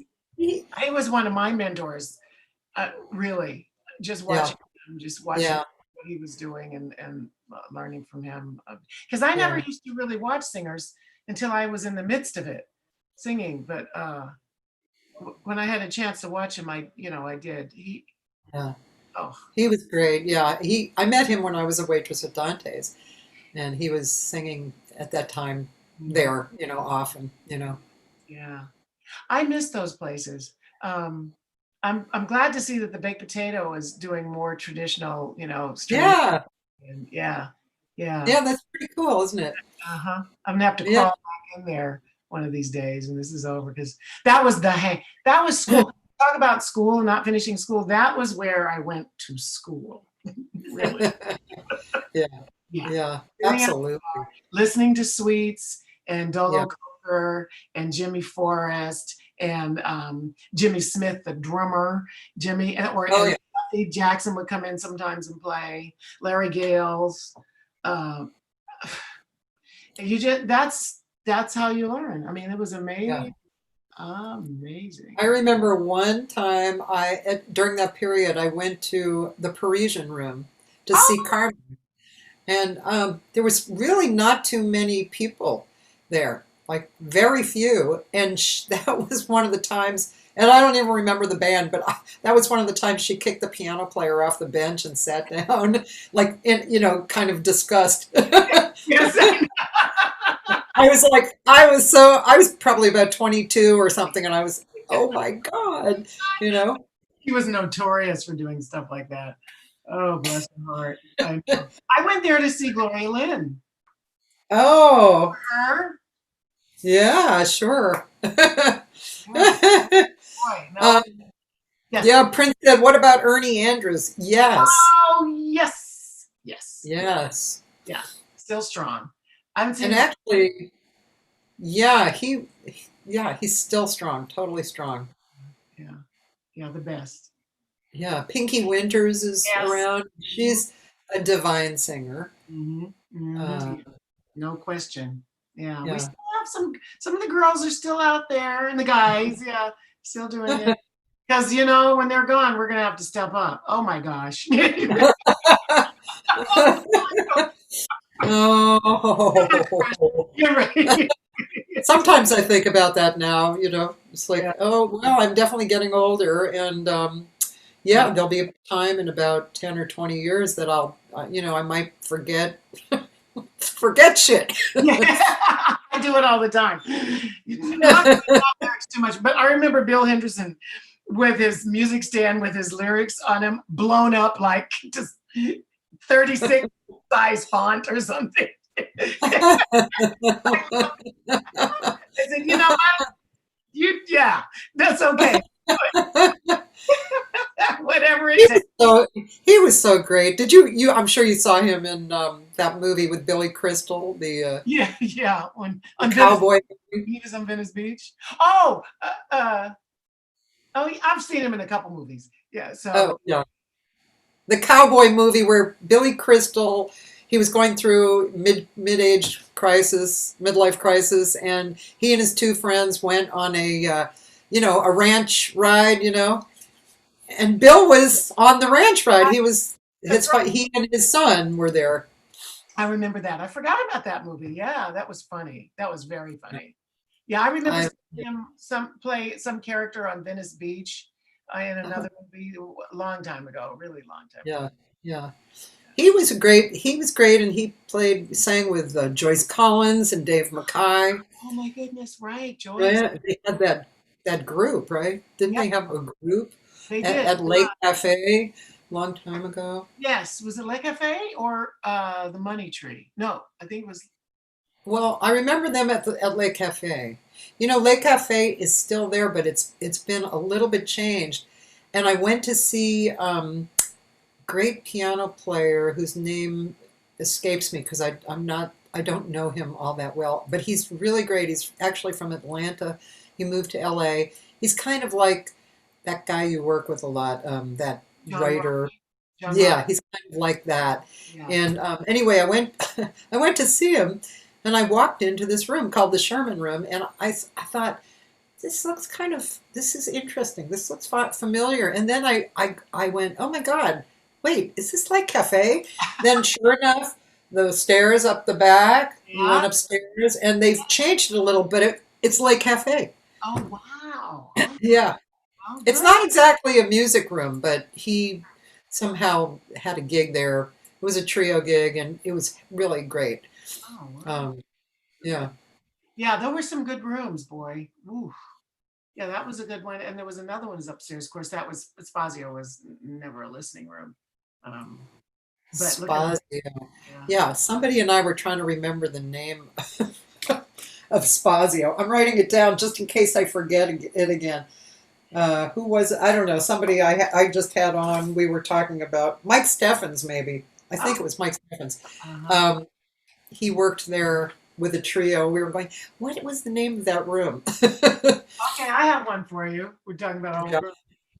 It was probably on Paul Kryvik's list of ones that came in. Uh, and it had two names. I remember it as the Flamingo when Herb Jeffrey's brother was running it. But before Yeah. that, it was on Van Nuys Oh, Boulevard, just north of the boulevard, yes. on the It was west. Chuck Piscatelli's place. Yes, yes. That was Carmelo's. the Was it Carmelo? Carmelo's. Yes. Carmelo's. I think the Flamingo happened after Carmelo's, right? Yes, it did. Yes. Yeah. Yeah. Carmelo's was first, and actually, I worked at Carmelo's, which is because there are not a lot of singers worked at Carmelo's, but I was Right. working there with a small group with I'm trying to the trombone player. Oh, bless his heart. It was a great group. Anyway, that was yes. I I have old PR that I found when I was cleaning up. Oh God. Yeah, Carmelo's. I forget who was in the band, but it was actually an impressive band, of course. But then we were all younger and we weren't that impressed. I mean, we enjoyed working with the great players, but we were like, yeah, Pete Priestley, yeah, he's just one of my friends. Well, see, that's Right? the thing. You come up with them. They're your buddies because you hang and you play and you're learning, and you don't have the perspective because you're like in it. You're in the middle of it. And then as I Yeah. look back now, I think, oh my God, these guys were monsters. But again, that's how you learn. Yeah. That's how you learn. Really. That's Yeah. the soup. That's the gumbo, what's his name talked about. But really, especially for a singer, because it's so important in this genre. It's different in pop. You sing what they tell you to sing. You look at the music, you sing that. Or depending on if you like improvisation, fine, or whatever the project is. But when you have freedom, as a jazz singer, because somebody said to me the other day, someone said, well, jazz doesn't have any rules. He says, no. Jazz has lots of rules. You just have to, I forget what. Yeah. I say, no, it does. You just have to learn them. But a lot of times singers don't get the opportunity to really learn the forms of things, especially if you didn't study it in school, in college, except from working with musicians who really know it well and who are patient enough to teach you. And if you have your ears open enough, no, it's not all about you. You're just a piece of the puzzle. You listen to what they're doing and you go, oh, okay, that's it. Okay. All right. Trading fours. Okay. Oh, I can trade fours and I can trade twos and then I can trade one. You learn. That's how you learn. And you learn how far to go out. One night I was singing something with, and Harold was on the band, so Harold Mason. And I sang something, and I love piano players who just lead you everywhere. And so I did something and I went way out someplace and I couldn't get back. I finally found my way back and I started laughing. I finished the song, I started laughing, and Harold looked up at me. He says, well, you don't know what's out there unless you go out unless you go out there. I said, that's so funny. But you have to try stuff. Hopefully you do the really big trying before you're in front of the audience. If you're an artist, you just try stuff. But that's the magic of working with these guys. That's the magic. You learn. I would love to win a Grammy. First thing I would do is thank all the musicians with whom I have ever. There it is. Really, I wouldn't be here. That was fun. One gig I had, I've mentioned this on this show before, but one gig I had was with Pete Jolly. It was a casual, and I'm not even sure who else was on the gig. It might have been Paul Krabick, but so the first set I was desperately trying to match Pete Jolly, which I'm not a Pete Jolly type of singer. I don't sing like he plays. So I was miserable, and on the break, I was just so miserable, and I just thought, you know what, screw it. I'm just gonna sing how I sing. Yeah. Magic. Right. Second set was Magic, and that was huge lesson for me. Do what you do, and which is always a challenge. I mean, it's always a challenge doing what you do and having fun, being in the moment. It's always. Yeah. It's always something that we work on, but really, to know that is that's big. That is really big. Yeah, you have to be. Once you get to a certain age or a certain level of experience, you get comfortable in your own skin, and you're gonna just do what you do, no matter what. Just do it the way you do it. The thing is, the challenge, and I think, and probably for all singers, and it probably never goes away because it's the moment, is to stay in the moment, is to always be present. If you can just be present, and that takes work, and people are not willing to be that present. If you really want it, and it's freeing. But you have to be, like you say, that comfortable in your own skin. You got to just go for it. Do you? But be right there. Just stay in the moment, and then magic happens. But it's exhausting. People don't realize, you finish a gig at the end of the night and you're exhausted. It's good tired, but it's exhausting. So I want to go out and party after. I always said when you do get that on a gig and you're in the whole gig, it's better than sex, because it's just there for hours, Right, exactly, right. I know, it's like, that was so much fun. Yeah. I remember working with Tom Garvin, speaking of heaven, and Lou Matthews. Those two guys especially. I mean, there's endless great players, but Tom Garvin and Lou Matthews had. I know that you loved them like I did.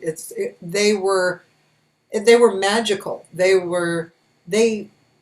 It was like you started singing and they were right at like a bed right under you. It was really an amazing experience singing with them. Well said. That's the perfect way to describe it. I'll tell you the name of a bass player who had the same impact on me. Andy Simpkins. Oh, I know. yeah. I miss him so much. Yeah. But that's the same thing. It's as if these guys are orchestrating underneath you. Whatever you do, they're just providing like a whole full orchestra. But you're right. Yeah, Lou, Tom, yeah, Andy. It's a skill. Some of us can play, some of us can sing, some of us can do both. Some of us, some musicians are brilliant players, and some are brilliant accompanists. And there are those who can do both equally well. And that, for a singer, is more than you can ask for. Just buckle up and ride. Just enjoy it. Yeah, be grateful. Yeah. We are spoiled now that I think about all those people. Yeah. I mean, there are some wonderful players now who accompany beautifully and give you something really good. Before the Corona hit, I did a really fun gig with Carrie Frank on B3 and Mara Ruiz on piano. Oh, another I love. Yeah. Oh, I was in heaven. It was groovy and adventurous, both. It was like harmonically adventurous. I had the best time on that gig. Fun. I bet you did. Carrie's very adventurous, and Maro is too, and at the same time, really, really solid. I would like to work with him more. I only have had a chance to work with him once, and that was with Ralph Penland, and I think only once, maybe more than one. And I can't remember who else was on the gig, but boy, I was in heaven. He's kind of a genius. He's really, I think he's really special. Yeah. And of course, Josh Nelson. Well. I mean, there's so many great. I know. Great people, I love him. Yeah, and his mom's pretty cool too. I just he's the best. Yeah. Somebody wrote about him, and I think it had to do with your project. I think because you did something with he and Larry Kuntz. Yes, I worked with not long ago. That was really? Yeah. Oh, he's such a great player. He's like Larry. He's really. They come from the same universe. Oh my goodness, amazing. But I think Larry said, I think it was Larry who said that Josh was one of the few pianists who was willing to, what do you say, not chop off, but use 3 less fingers or something. Yes, it meant that it was right for the music. Yes. That was kind of what he said and what he was saying. He said maybe the same thing, but it's true. And he plays what's necessary, and he'll play more if you let him. We were playing at Vibrato one night with Pat Senator, me, Josh, Pat, and I want to say Kevin Axe, but I'm not sure who else was on it. And that's a gig that the room is so noisy. We just play. We just ignore them. Yeah. So we were having a really great time. And I had called something with a really nice, it was like some break. And so I said, John, go. And he played his chorus. And a lot of times with a singer, they don't want to take a bunch of choruses. But I love that. Play. Yeah. And I said, go. He played 2 or 3 or 4 choruses. and I did a couple, and we finished them at the end of it. he looked up, he stood up and leaned up from the piano. He said, "Really, Sherry? Really? Really?" No, Josh, right? He went, "Really, Sherry? Yeah, Josh. Yeah, play your play." He's so great. He just has there's so much in there, Just let him play. I know. It's so funny. I know. He's really amazing. And I mean, it's endless. Tamir Hendelman and Oh Todd yeah. Oh my God. Hunter, and Yeah. yeah, it's just really, it's amazing. I mean, I don't know if you remember this, but I did this record with 10 piano players, and No. I'll have to send you a copy. Yeah, so I mean, it was supposed to originally I wanted to use the old guys because I didn't want them to leave the planet, without like John Hammond, the old guy. Sorry, John, but and then Frank Collette, who actually did pass before I could ask him to Oh do it. wow. Yeah. And I had Lou on. It was probably his last recording. Whoa. Um, and then he moved, and then Yeah. doesn't really play that much. Yeah. But it was a really, I'd like to do more and more because, I mean, you could do it endlessly, couldn't you, with different piano players or different guitar players. Or, Different tunes, like so many tunes with one, so many with another, or just one I each. did mostly two with each player. There was Karen Hammock, John Beasley. They were mostly old friends. Uh, Um, and Otmaro and Vardan of Sepian. Do you know him? no, I don't. He's wonderful. He's kind of a blue whale guy. Okay. Um, yeah, Jane Getz, Mm, uh, goodness. Bevan Manson, Oh, Dave Moscow. Um, I love that. yeah, Yeah. and and Karen Hammock, and actually on the two with Karen, I utilized Karen's abilities for these kind of folky originals that I had written, Yeah. and we brought in Calabria on violin. Oh my goodness. Yeah. Yeah. I bet that Yeah, was really sweet. Yeah. yeah, I'll Very. have to send you a copy. Yeah. Yeah. Please, please. Did you ever work with Joanne Grauer? Yes, but that was a long time ago, and not much because I don't know. Did she leave town, or I Yeah. can't remember what happened? She moved to Reno. We were, and I don't know if she's still with us, but we were pretty young then, but still Yeah. getting some of the good players. Well, because there were so many. But yeah, Joanne Grauer. That was way early.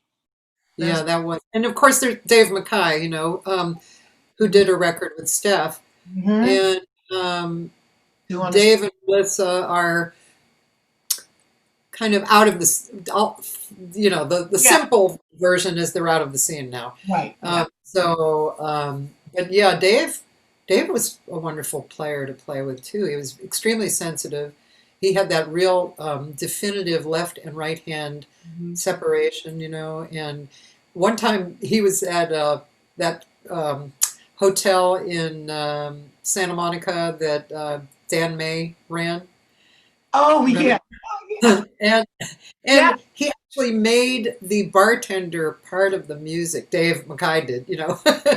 That's It great. just like it was part of the music. It was really interesting. That's only Dave could do that too. That was yeah, Lowe's. Lowe's. Yeah, Lowe's, Lowe's.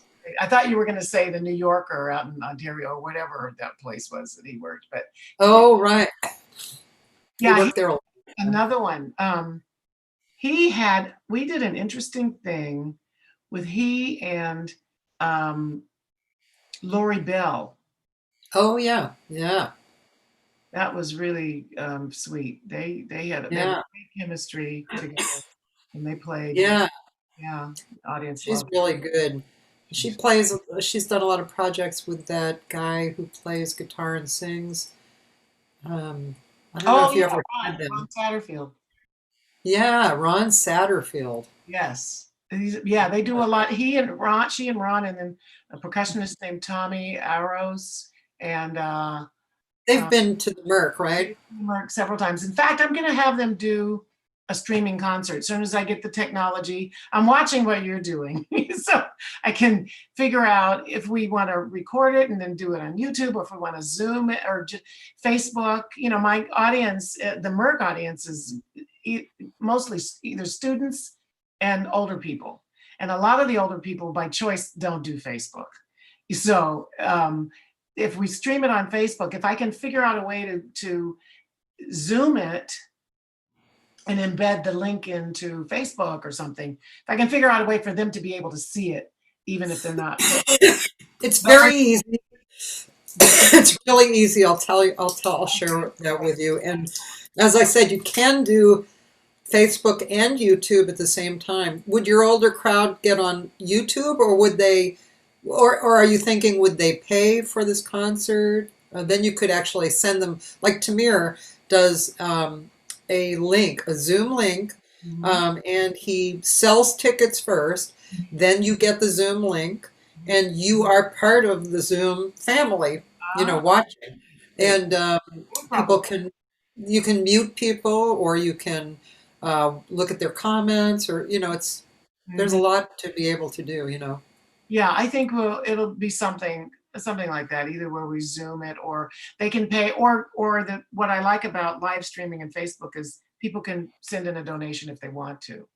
Yeah, I like that too, actually. Yeah, that's what Ben Rosenblum did. He streamed it. Yeah. Yeah. So. Yeah, I like that. I think it's fine. I'm sure musicians disagree with us too, you know, on that. But I just feel like this is a time for giving as well, and both ways, you know, for donating and for also giving music out, you know. Yeah. There's been so many people who have been so gracious about that, and, you know, fabulous people, right? You know, I saw Cecile McLaurin Salvant in the beginning of this whole thing. She was on for 3 hours. Wow, good for her. In her living room with her fabulous piano player with that strange name. Cheryl, if you're listening, tell me his name again. Sternan. He has a very interesting name. 3 hours. Wow. And they never stopped. Wow.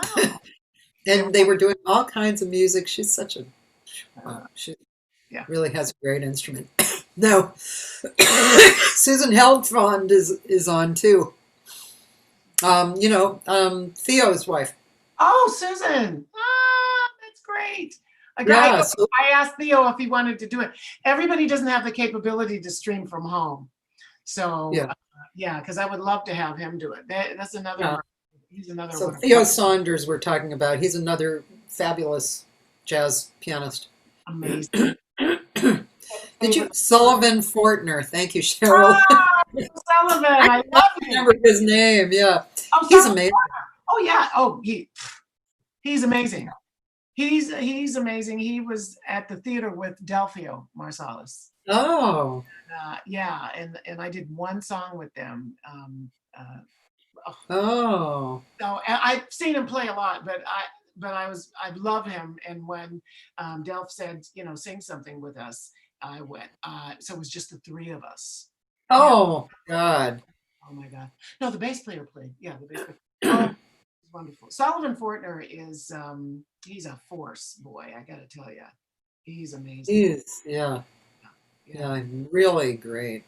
Hi, Sharon Kay. Sharon Kay. Sharon and Kendall. Hello.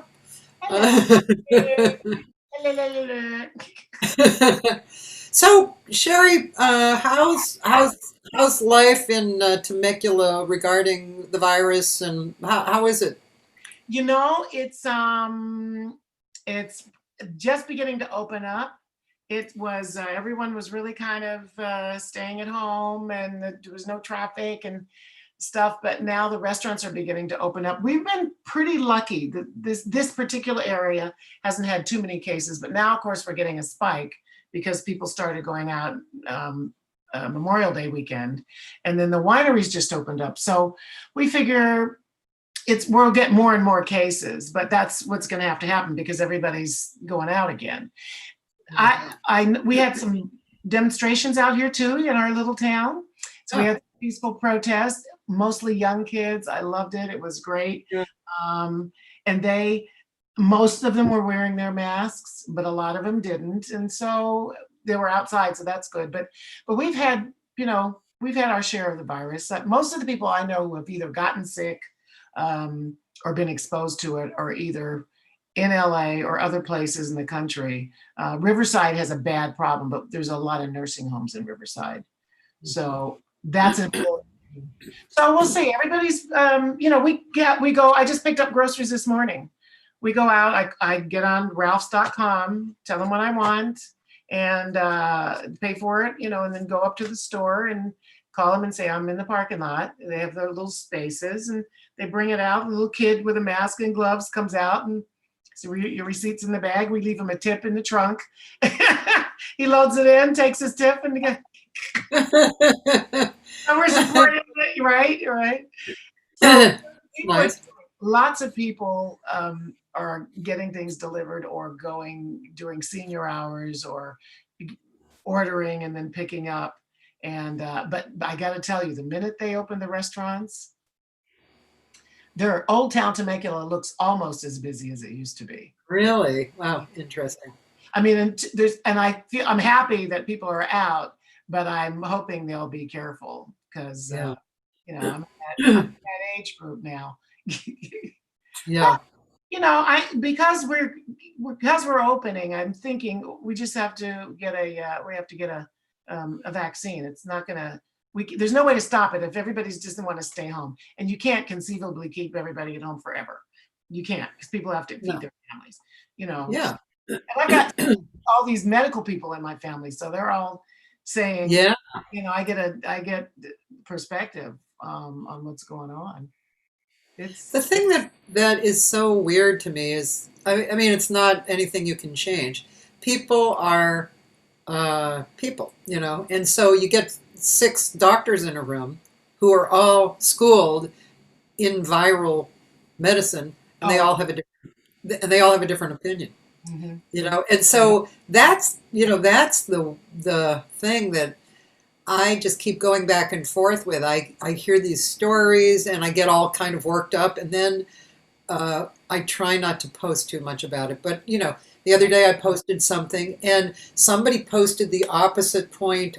It was actually video and a video, and I was really glad to see the other video, and because I tend to watch this guy's videos that he puts out, and so, but I was not super, and this other guy who also wasn't, he just said, "Here's the other point of view," and I thanked him because it was actually quite enlightening. It was, oh, okay, yeah, thank you for letting me know, because otherwise I might not have known about it. Yeah, no, that's true. It's good to hear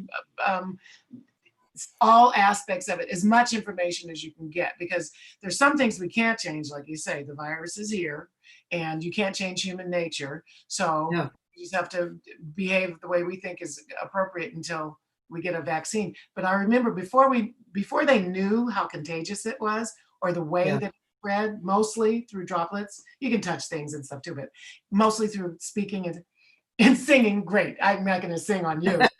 But Yeah. I started gargling with oregano oil and zinc in a base of, I use this alcohol stuff that's a mucin. Oh yeah. Yeah. I know that.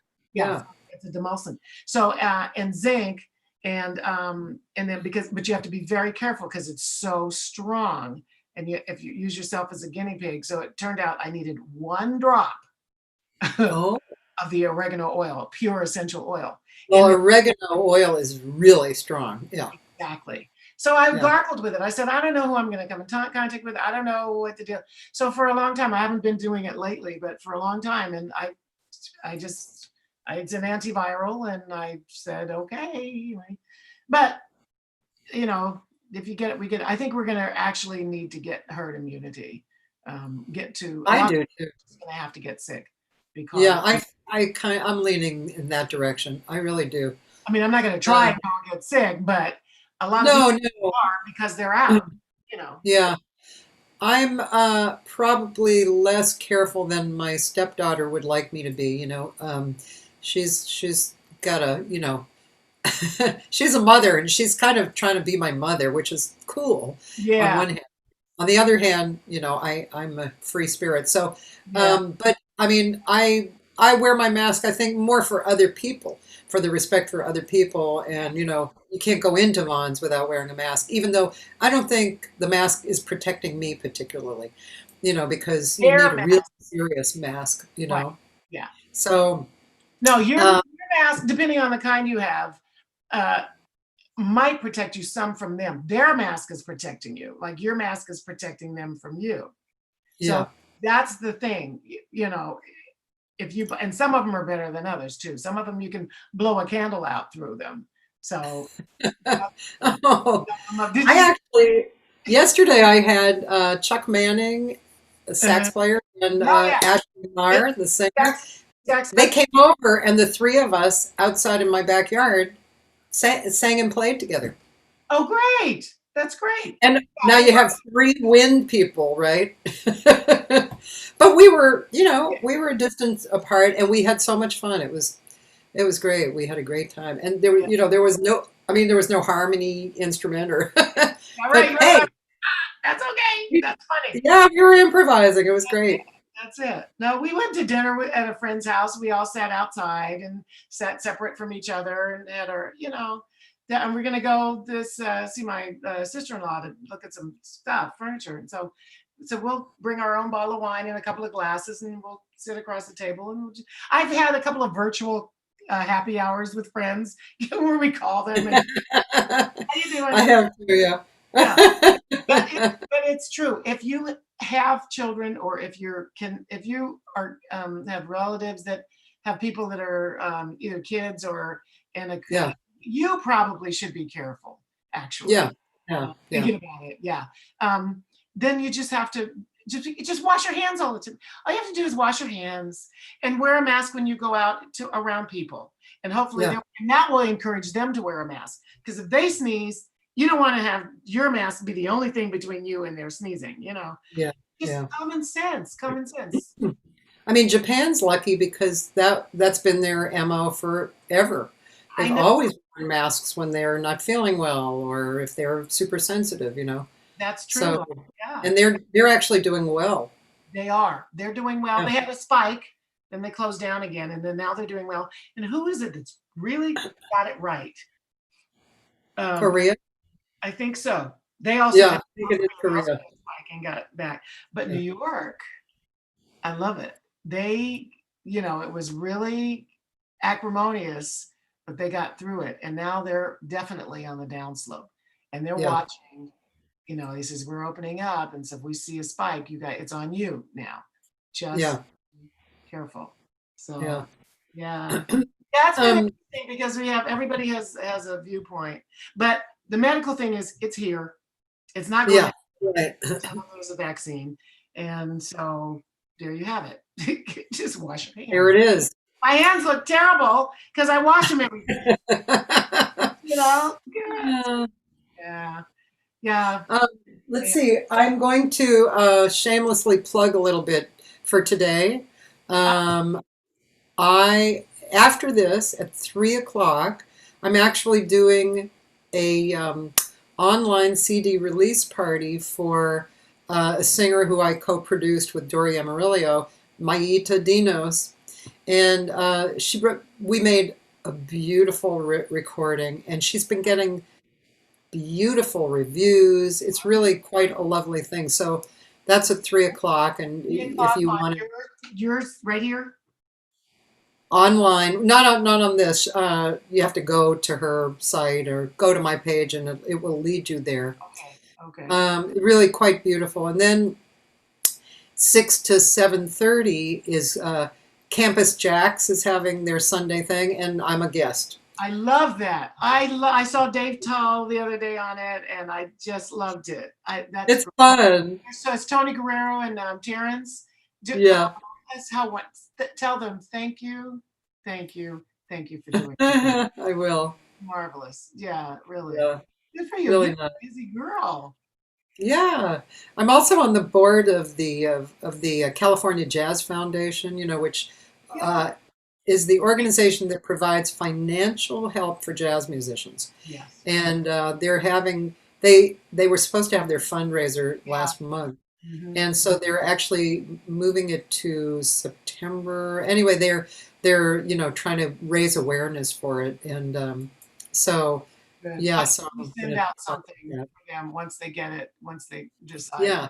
I'll send out something, and yeah, that's a wonderful organization. I'm glad you're on the board. Edie is she's great.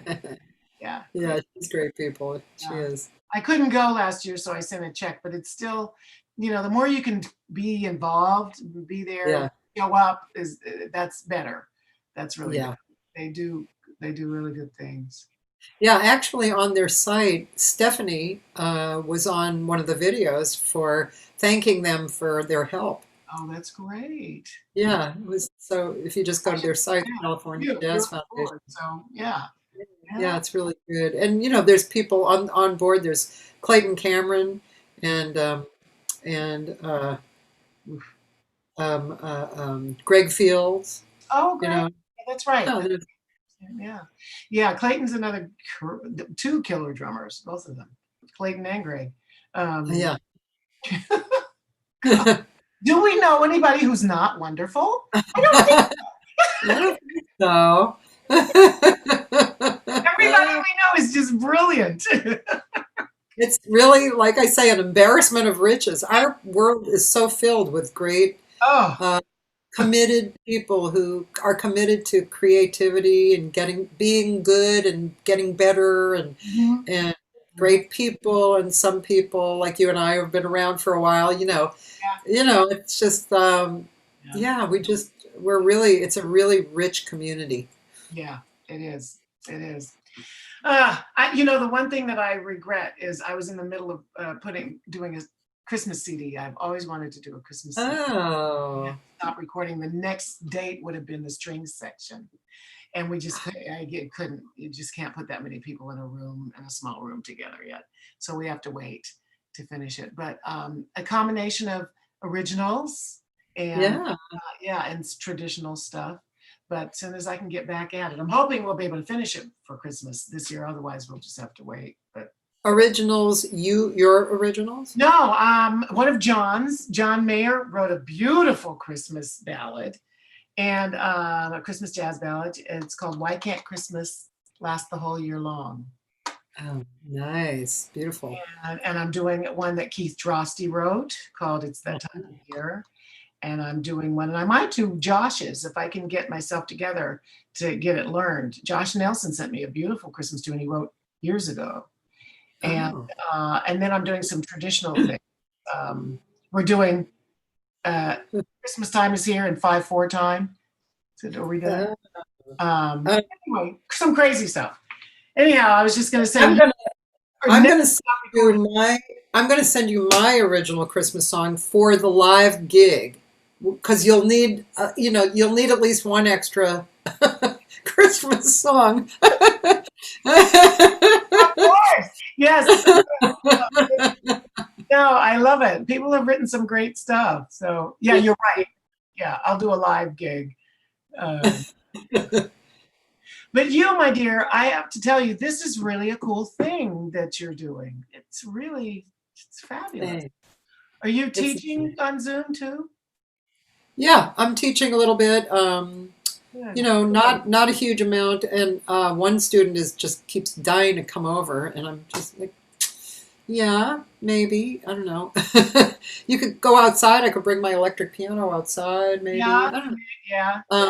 I know he's just really wants to come over, so that may happen. Oh, yeah. Alana says, can't wait to get you back with the Temecula Valley Symphony to do the Christmas program we discussed. Ah, fantastic. I'd love to. Yeah, yeah.